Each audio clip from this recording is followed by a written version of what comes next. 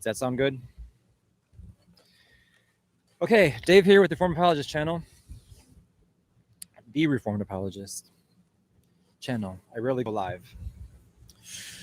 All right, and I'm outside here. It's fair weather. It's rather windy. So I don't know if that's going to affect the broadcast or not, but anyway, I'm here. And as I put for the title there, the James White blunder. I don't know if I want to call that a blunder, but we'll leave it at that for now, so everyone can wonder why I'm saying it first. So this refers to a video that I was supposed to review to go on my buddy Johnny's show, Christian Thought in Our World. And it was the YouTube video in which there was a debate between these two Christian guys and these two Mormon guys. And James White was the moderator and opened up and gave a talk. I think it's Apologia Studios,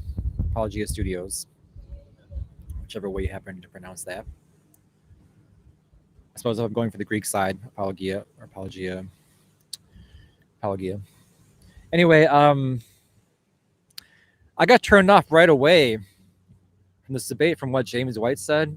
And this guy, you know, White is supposed to be really good. And he's a textual critic too. There's downside. Textual criticism, never any fun, but you have to know it if you're going to be a pastor, I guess, or someone who is in theology. But at any rate, he said something to open the debate that I think he should not have said. And so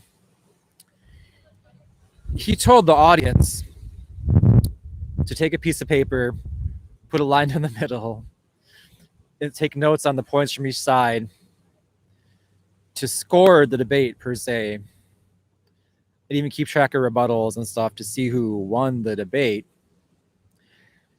And I left them a comment on the video, and I told them that after all this much ado about Greg Bahnsen in their description box, because they had some kind of like Bahnsen University where they're presenting materials from the renowned scholar, apologist, Greg Bahnsen. So I told them, you know, after much ado about that stuff, to start with something that looks that neutral really doesn't look good, and you're misleading beginners or people who are just novices or new to it. Because essentially, I mean, if you're going to think right about everything, and by the way, the debate was over ultimate authority. And so each side will be presenting what their ultimate authority in the worldview is and debating with the other side. And so if we're gonna think right about that as Christians, we already know our ultimate authority. We already know the scriptures are infallible and inerrant, and the Bible's ultimate authority. And the way these guys put it was, you know, the sole infallible rule lived by. I think it more like that's placed in highest authority. Everything else is beneath that and authority. Now, obviously, if something has infallible rule, you would naturally place that above other things.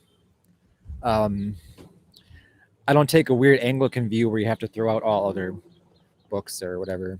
Some people, I've never met anyone like who does that. Whatever. Yeah, no one I know on earth does that. But anyway, like, people know what I mean. You can have other books, even though that's your ultimate like rule and authority. So we start, but with knowing that already and knowing its value, we don't have to be reminded that much. I mean, sometimes a presenter will present material I haven't heard before, evidence that I have not heard before. They say it in a different way, but this is stuff that we already know. So the question becomes, will the opposing side in the debate present anything that great? And I think that's what to put under scrutiny. You don't sit there and balance out the points. Say, well, is this going to balance out right? Are we going to like win the? Of course, we're going to win the debate. Seriously, you're arguing against something that's untrue. Okay, it's always going to sound like, especially to a believer, it's always going to sound better, hopefully, or else they're going to be forever criticizing comments. People keep praising this thing left and right. they took my comment down. That means they're taking down any negative criticism or whatever. Or what? James White can't take criticism seriously. So it's funny. Well, he may not see that as a blunder. I do. Well, I can't really. I'm gonna wait till it's stable again. Okay. Some fine ladies behind me. So I told him, I'm not going to do anything that's going to promote this video further. I'm not really in favor of it to begin with. And the parts that I watch, it's like I said, they go on and stuff that I already know. It'd be more interesting to watch the Mormon side and see if they have anything good to say and see if that really stands up to criticism. I sort of already know like what directions that tends to go in. Because who is Joseph Smith? Why should we believe Joe Smith after all in the end? Okay, I have God's word to rely upon. Why should I believe the Book of Mormon? What do you, like, it's being a little unfair. I might speak too simply, but you see like where that's going to go. They hold to a different ultimate authority, as it were. So what I think my opponents or what people that would criticize what I would say very well might have said is that they would look at my YouTube and see that I seem to have songs from my musical group, Zahala-hala. So there's that. And when they look at these songs, we have Technical Rabbi, which is a song that happens to involve the two other faiths as well, Judaism and Islam, both of which I don't really adhere to or hold to per se. So they might accuse me of the same neutrality, but that's not really why that's in the song. And I'll tell you right now what it is. This is quite exciting to be presenting on this fine day in June. I've never gone public with this before, so everyone just hold your seats while I go ahead and say this, that the song was announcing the Jubilee year. What's all this noise? Okay, our song by Zahala-hala, Technical Rabbi, was, as it was written in 2019 and first released in 2019, announcing the Jubilee year that was to occur in 2020. Reason being, my co-band member Mark and I knew about the planetary alignments that were going to happen. If you look at the planetary alignments that were going to occur in 2020, there was a great conjunction. Well, I have it right here. There were several interesting solar events in 2020, and it was very outstanding in comparison to the previous solar events that were going on. Not solar events, but astronomical events, I mean. Here's what it was. Three planets reached opposition, which means the Earth passes between it and the Sun and shines extra bright. That's Mars, Saturn, and Jupiter. So it was Mars, Saturn, and Jupiter. Also, there was a rare great conjunction of Jupiter and Saturn. The two planets appeared just 0.06 degrees apart. It's a once every 20 years event. And Mark was saying like this is one of the greatest planetary events since the Reformation. So he's expecting to see like events that were comparable to the Reformation. And as we all know, there's a Reformation war as well. Hold on a second.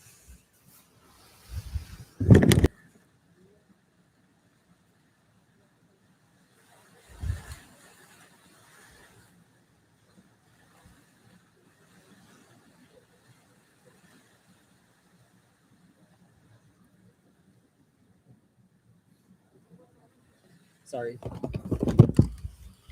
As I was talking, I thought something of mine just blew away and didn't.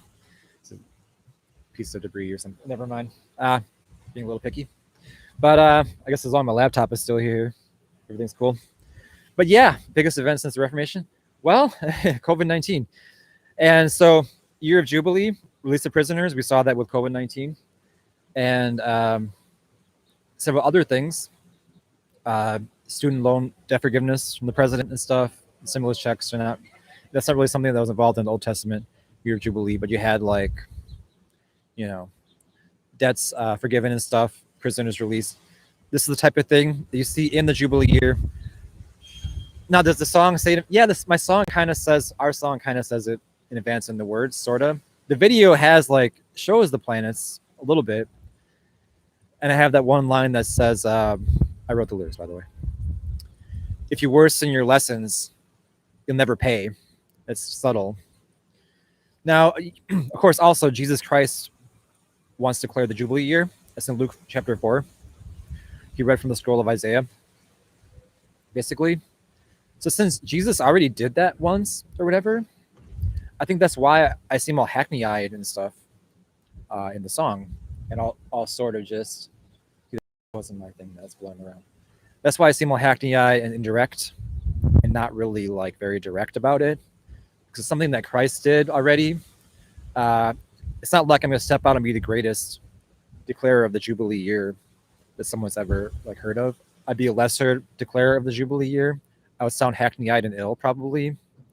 So there you have it. So in thus declaring Jubilee year, we'd want to declare it to the other faiths as well, Judaism and Islam, okay, to make sure that everyone knows.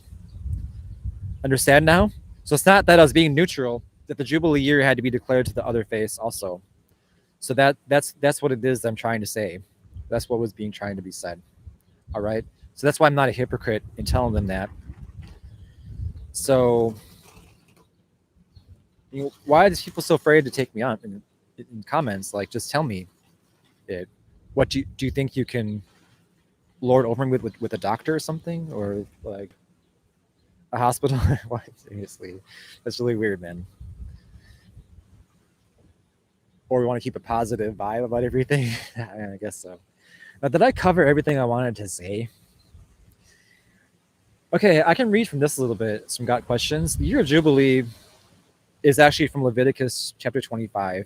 It involved the year of release from indebtedness, all types of bondage, verses 39 to 55. All prisoners and captives were set free. All slaves were released. All debts forgiven. All property was returned to its original owners. In addition, all labor was to cease for 1 year.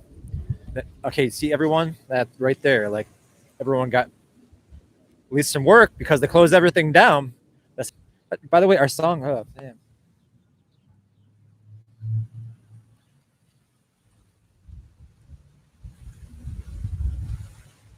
Okay, back on.